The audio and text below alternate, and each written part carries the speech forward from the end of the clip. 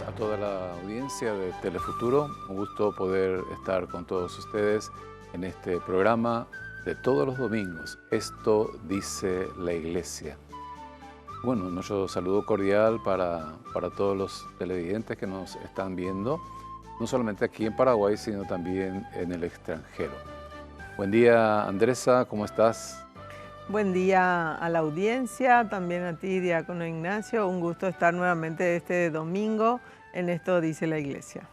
Y bueno, hoy tenemos un programa muy especial, ya que dentro de la Iglesia Católica estamos en este año del jubileo de la esperanza. Para ello tenemos un invitado muy especial, un invitado de la casa, ¿verdad? El Fray Edgar Toledo. Él es miembro justamente de la Comisión de Jubileo de la Conferencia Episcopal Paraguaya. Buen día, Fray Baixapa. Buen día, hermano diácono, y Pona Intereí. Buen día a toda la audiencia. Buen día, Andresa. Buen día. Bueno, Fray, jubileo, jubileo, la palabra jubileo parece que viene de júbilo, ¿verdad?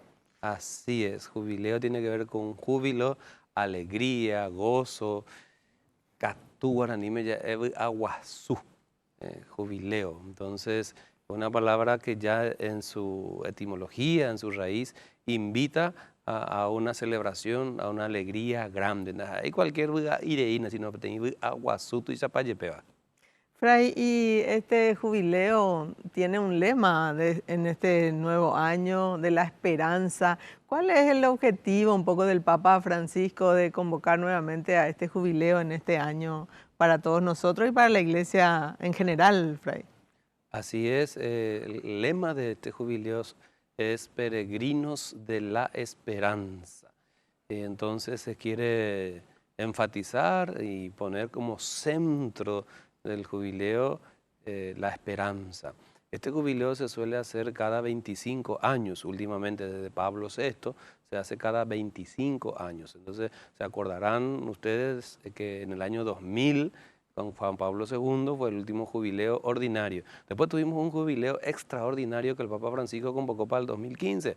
Pero entonces este es el ordinario, cada 25 años. El próximo jubileo nos va a volver a tocar 2050, Dios mediante. Peregrinos de la esperanza es el lema y se quiere invitar a toda la iglesia a fortalecer, poner en el centro, rescatar esta virtud que suele ser un poco dejada de lado. Se le suele decir incluso la más pequeña de las virtudes teologales, fe, esperanza y caridad. Esperanza como suele ser la que queda ahí al costadito.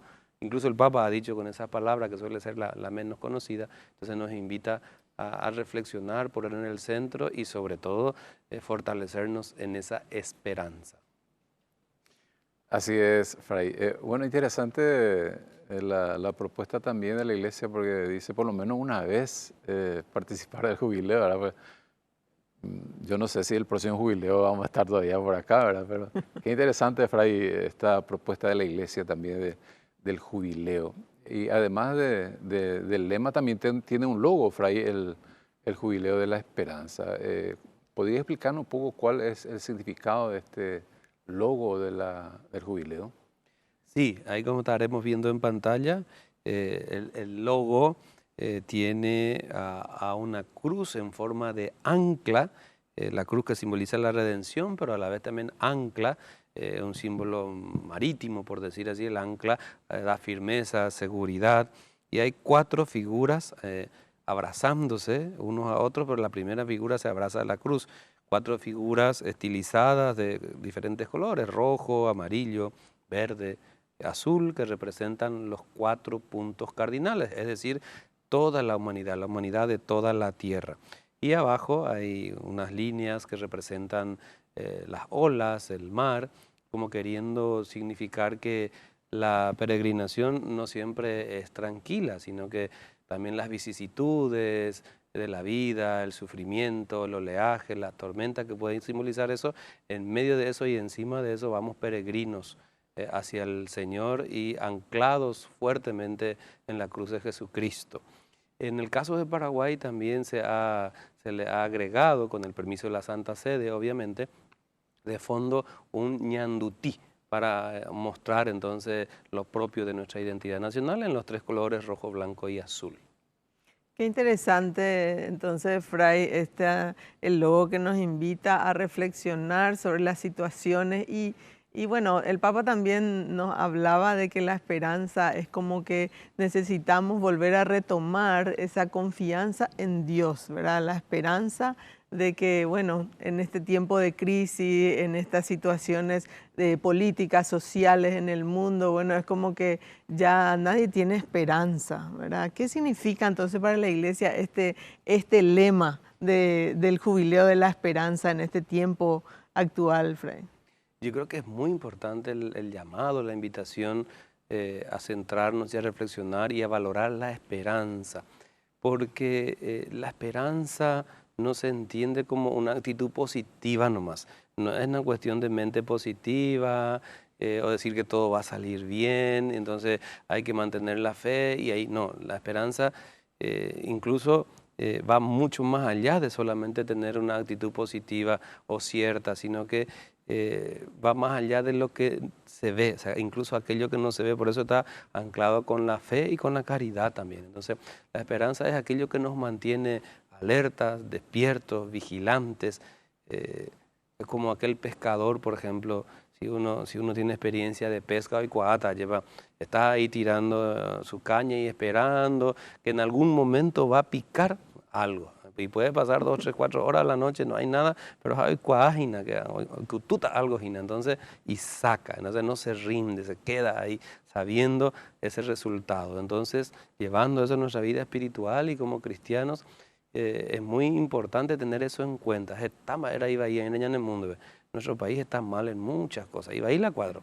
Y entonces, si uno se va a dejar llevar por todos los males que hay alrededor, entonces como que se desanima. Y justamente la esperanza es esa virtud dada por Dios, porque una virtud teologal es un regalo, un don de Dios que nos anima, nos levanta, hacia nuestra salvación y hacia la construcción de un mundo más justo y fraterno, es decir, del reino de Dios. Fray, además de todo esto, hemos visto ya también nosotros que se abrió la puerta santa en la Santa Sede el 24 de diciembre y en todas las catedrales del mundo el 29. ¿Qué significado tiene esto para los peregrinos? Nosotros que vamos a peregrinar y vamos a entrar por la puerta santa. ¿Qué significa esta puerta, verdad? ¿Qué significa esta puerta y qué significa entrar por esa puerta y adentrarse dentro del templo, de la catedral? Sí, qué buena pregunta, ¿no? Porque muchos de quienes nos están acompañando ahora habrán participado en sus diócesis respectivas de la apertura de la Puerta Santa y habrán cruzado la puerta, ya sea en la catedral o lugares cocatedrales, lugares elegidos para eso, ¿verdad? Entonces la Puerta Santa, en primer lugar, no tiene que ver solamente con Roma, evidentemente que está inspirado en las basílicas mayores de Roma, pero tiene un significado, un simbolismo mucho más profundo porque nos recuerda las palabras de Jesús en el Evangelio de Juan capítulo 10, yo soy la puerta. Entonces, Él es la puerta por la que entramos,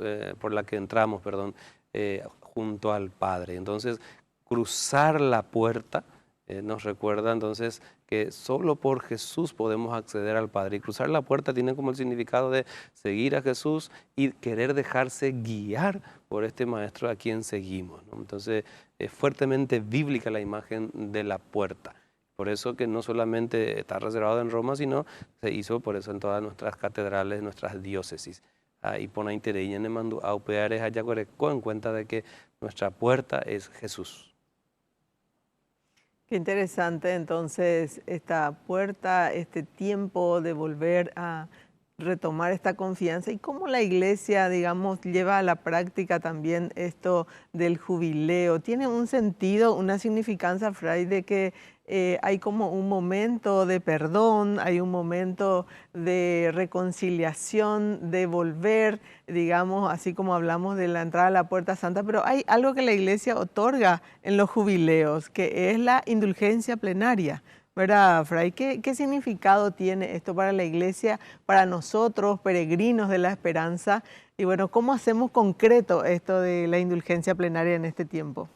Así es, digamos, el gran regalo que ofrece la Iglesia en cada jubileo es esta indulgencia. Las indulgencias no son tan fáciles de comprender, pero esto viene de hace tiempo, de siglos de práctica en la Iglesia, donde la Iglesia tiene el mandato del Señor de poder atar y desatar en la tierra todos los pecados. Entonces lo que se otorga con las indulgencias es el perdón total de todas las culpas y penas. Evidentemente, la redención que nos trae Jesucristo, la salvación que nos trae el Hijo de Dios es total.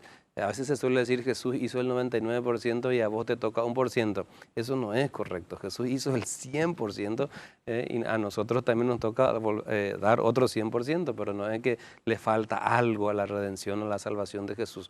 Y entonces a través del sacramento de la reconciliación nosotros recibimos el perdón de los pecados y digamos como somos pecadores y nuestra vida cotidiana es ir cayendo y levantándonos cotidianamente, eso va generando una especie, vamos a decir, una especie de mancha, una especie de hábito, de costumbre. Entonces lo que la indulgencia hace es nos limpia totalmente.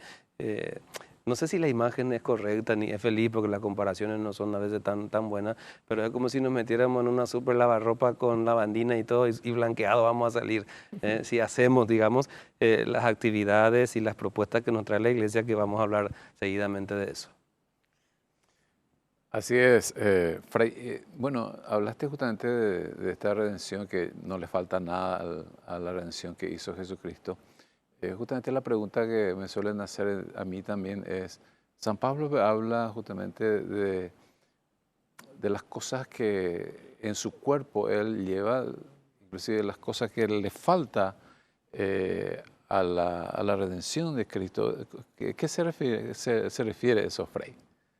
Buena pregunta, pero no nos va a dar el tiempo ahora para responder, pero interesante pregunta de cómo entendemos ese texto que nos explica San Pablo, ¿no? No es que le falte algo a la obra de Jesucristo. La obra de redención, salvación, liberación es perfecta, total, completa, una vez para siempre. Entonces, cuando Pablo habla de eso, lo que en realidad está queriendo decir que a nosotros también, cada uno, cada cristiano, en su vida cotidiana, cuando habla de cuerpo, no solamente este cuerpo, carne y huesos, sino su vida, su existencia, asumiendo los dolores, los sufrimientos, lo que le pasa, está uniendo eso a la cruz de Cristo. Muy bien, estamos hablando del jubileo de la esperanza con el Fray Edgar Toledo. Vamos a un corte y volvemos con todos ustedes.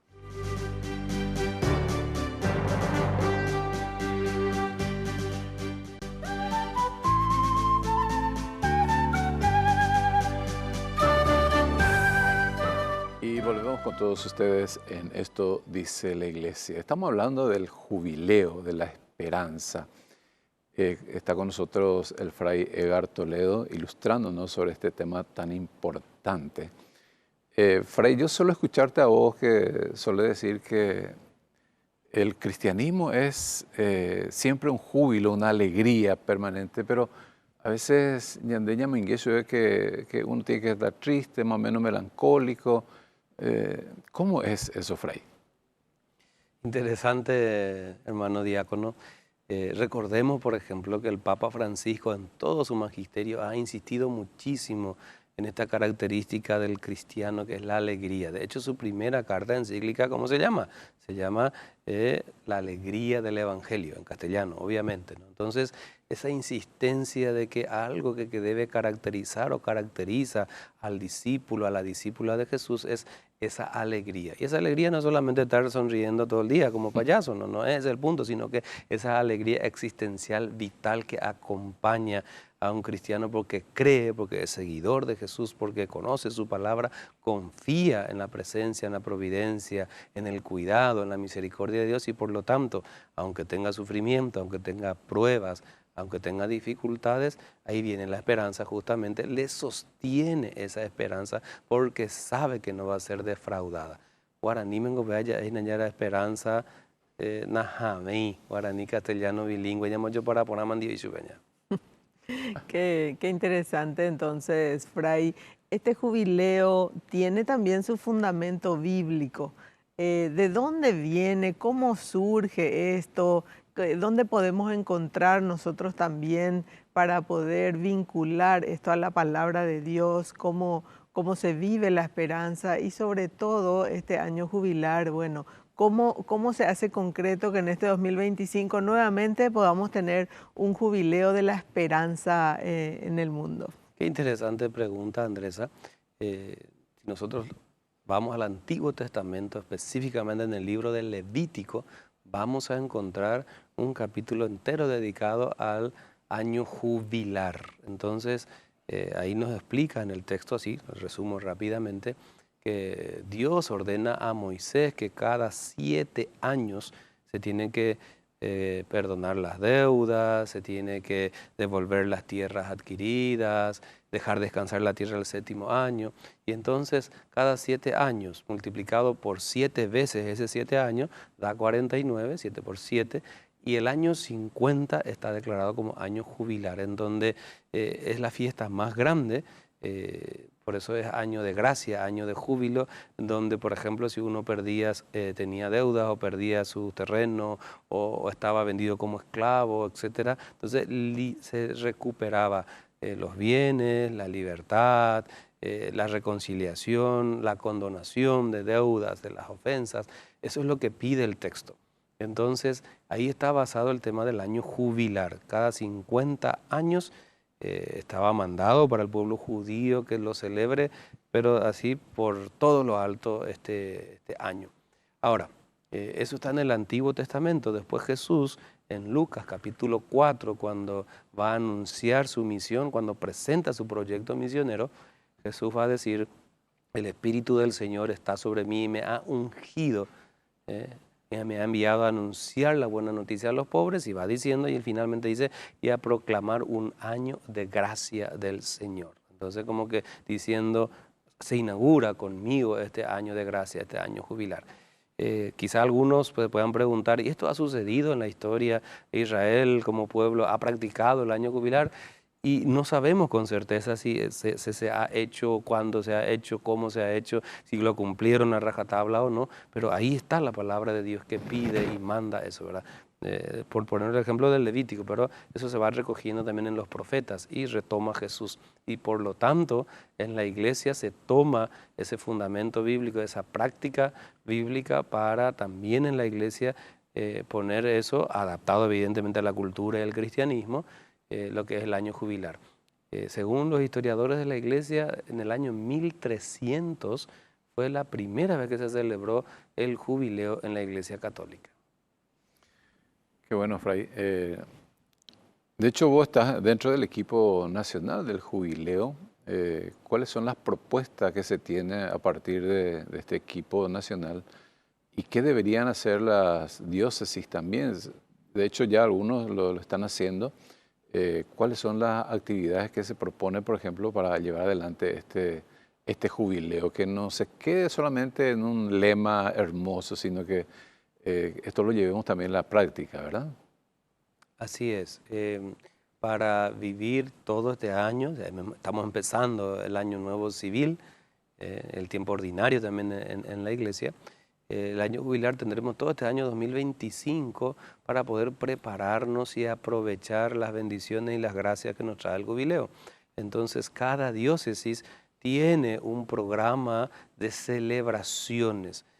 Como equipo nacional se ha propuesto a la Conferencia Episcopal que este año el jubileo no termine siendo un año de eventos nuevamente, es decir, haciendo grandes y masivas actividades y se acaba ahí, sino que más bien el enfoque ha querido ser más diocesano, más local, más regional. Por eso cada diócesis ha hecho su calendario, en donde va a haber peregrinaciones de diferentes grupos, por ejemplo, peregrinación de los sacerdotes y diáconos, peregrinación de jóvenes, peregrinación de la familia, de catequistas, etcétera. Cada diócesis está preparando. Entonces, es muy importante que cada uno se entere, averigüe en mi diócesis qué están preparando, qué propuestas de celebraciones y de peregrinación hay en mi diócesis, y participar en esas celebraciones que nos ponen. Entonces, implica peregrinar, que es desplazarse, moverse, no solamente, evidentemente que físicamente se tiene que notar que peregrinamos, peregrinar, nos confesamos, acudimos a la reconciliación. El sacramento de la reconciliación es fundamental en este elemento del jubileo para obtener el perdón de los pecados y la indulgencia plenaria. Alguna obra de misericordia, de caridad. Y en ese sentido el Papa nos ha pedido tener muy en cuenta 3 ejes, digamos, el tema de los pobres, no olvidar a los pobres. Entonces tenemos que identificar quiénes son los pobres de nuestro ambiente, de mi diócesis, de mi barrio, de mi ciudad, los pobres y marginados, a quiénes son los que están marginados incluso de la práctica de celebrativas de la iglesia o de nuestras sociedades, y también el cuidado de la casa común. Entonces, esos 3 elementos hay que tener en cuenta. Entonces, la peregrinación, el sacramento de la reconciliación, un acto de misericordia, caridad y, por supuesto, atravesar la puerta santa de la catedral o la cocatedral designada junto con la celebración eucarística, digamos. Entonces, ahí se cierra un poco el círculo para obtener la indulgencia plenaria. Esto está al alcance de todos y qué bueno sería que todos podamos aprovechar este gran don, este gran regalo que nos ofrece Dios por medio de la Iglesia. Entonces, Fray, este jubileo invita no solamente a cosas espirituales, a veces ñaña imagina, bueno, tiene jubileos a peregrinaje ya o pa mañana y mapepe, ¿verdad? Sino que el jubileo nos invita entonces a algo más concreto, a tener en cuenta de cómo, por ejemplo, cuidamos la casa común, ¿verdad? En este jubileo, para eso vaya a Chaucata Gina la misericordia, para eso vaya a acompañata Gina entonces a aquellos marginados, aquellas periferias que el sínodo también fue dándonos caminos de cómo ir recuperando, bueno, y ahora uniendo a la esperanza, entonces, ¿cómo concretamos, verdad, Fray, estas acciones en el jubileo? Y por ahí debería llevar porque cada diócesis ojechaban ahora, con la propuesta, pero ojechaban en México y ya incluir a todos los sectores de la sociedad. Y por ahí te van a, en cada diócesis, por ejemplo, sobre todo las diócesis que tiene penitenciarías, por ejemplo, vaya ya a celebrar el jubileo con los que están privados de su libertad. Llegar ahí, lugares de hospitales, clínicas, el IPS, hospitales regionales, hospitales periféricos que tenemos a lo largo del país, cómo nos acercamos a los enfermos, por ejemplo, para celebrar, porque ahí se va a notar que realmente es una peregrinación no solo física, sino también existencial.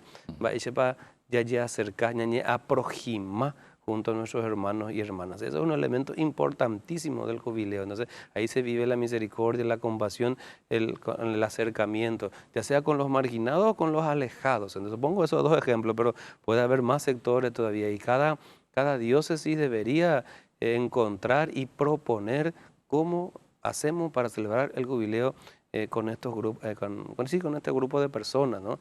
Y no solamente que se quede otra vez en la pastoral, de tu papá y ya qué sé yo, lo mismo de siempre, pastoral tal, pastoral otro, y vamos a la catedral y en Paguazú o para jubileo, y el resto, y en la casa común, y los olvidados, los marginados, etcétera. Pepeña majana, persona jubileo huerecota sentido. Y bueno, Fray, ¿cómo podemos entonces diferenciar un poco esta esperanza de la cual el Papa nos habla también a otras formas de esperanza también que la sociedad nos ofrece también a nosotros, y cómo nosotros los cristianos, cada uno de los cristianos, cómo puede vivir esta esperanza cristiana, Fray? Pregunta y es porque la esperanza no es solamente una virtud teologal. Los filósofos también han hablado de la esperanza.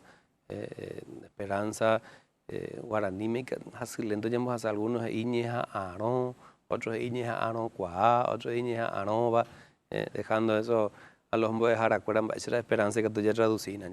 La esperanza como virtud teologal, la esperanza que nos propone el Papa Francisco y la Iglesia es una actitud fundamental. Más que hacer cosas de entrada, es una actitud, eso que está de fondo, eso que nos mueve, actitud fundamental, vital, que nos soporta y nos sostiene a pesar de. Y el objetivo, o sea, lo que se espera no son cosas inmediatas y pasajeras y del momento, qué sé yo, quiero sacar el telebingo, pues bueno, no se puede decir, ¿verdad? Quiero sacar tal rifa, tal sorteo. y esa es mi esperanza. No, esa es muy chiquita, esa esperanza. La esperanza que nos mueve de verdad va mucho más allá de las cuestiones meramente materiales, puntuales o tangenciales que podamos nosotros esperar. Es la salvación, la redención, la construcción de un mundo más justo, más fraterno. Ejemplo, podemos soñar con un Paraguay distinto, mejor, más fraterno, más solidario, donde todos tengan una igualdad de oportunidad en la salud, en la educación, en el trabajo. Vea la de sostenida, vea la esperanza, es ver el sueño de Dios. Bueno, Andresa, ¿qué podemos decir a la audiencia entonces como para hacer una conclusión de todo esto también? Bien, realmente Fray nos hablaba súper profundamente de todo lo que es el jubileo y creo que esta convocatoria del Papa nuevamente nos invita a nosotros a adentrarnos no solamente en un jubileo particular, sino comunitario, entonces con algunos objetivos, una de participación que nos hablaba el Fray de que, bueno, incluyamos a todos, que nadie quede fuera, que nuestras acciones sean concretas hacia la periferia, hacia los que necesitan, y que, bueno, no solamente le llevemos una esperanza allá arriba, una esperanza mágica, sino la esperanza concreta en que Dios, que escucha, que tiene oído, escucha nuestras voces, nuestras plegarias, puedan ser también, tener una respuesta a través de acciones que nosotros mismos contribuimos y colaboramos a través de acciones al medio ambiente y también a la sociedad. Muy bien. Que nuestra vida esté anclado en la esperanza. Agradecemos al Fray por su presencia con nosotros y nosotros volvemos con todos ustedes el próximo domingo.